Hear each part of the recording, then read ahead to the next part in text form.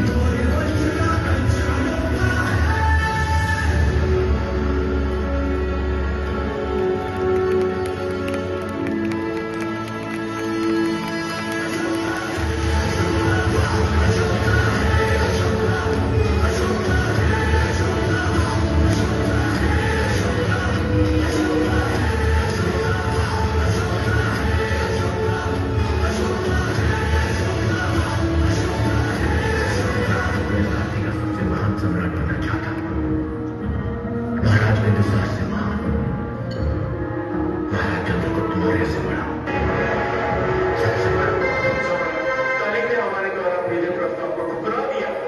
महाराज पद्मनाभन ने संदेश में कहा है कि कलिंग की सेना और जनता ने इस कलिंग को अपने खून पसीने से सींचा। कलिंग पर आग उठाने वाले की आंखें निकाली जाएंगी। उन्होंने तो यहाँ तक कहा कि कलिंग का बच्चा बच्चा युद्ध करने के लिए तैयार है। सम्राट अशोक यदि कलिंग चाहते हैं तो उन्हें हमारी लाशों से उतरना होगा।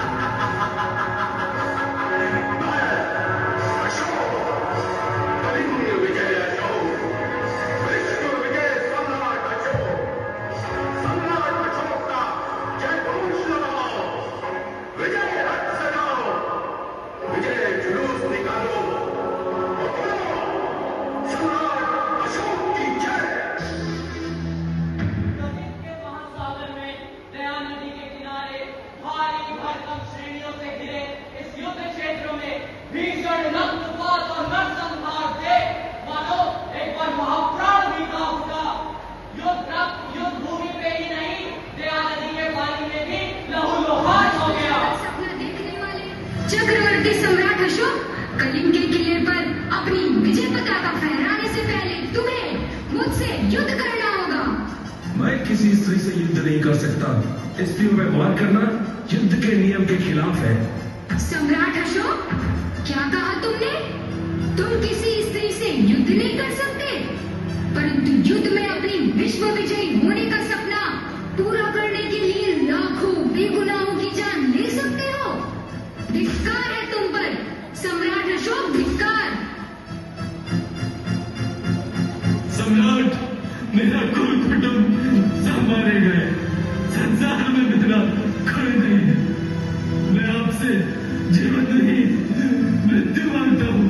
महाराज, मुझे मृत्यु दे दो, मुझे मृत्यु दे दो महाराज, मुझे मृत्यु दे दो।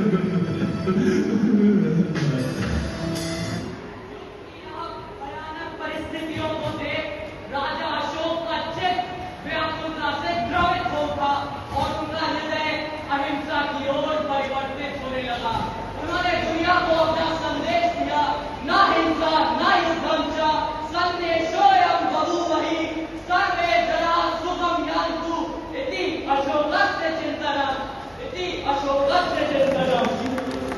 मैं हत्यारा नहीं, मैं पापी नहीं, मैंने किसी को नहीं मारा।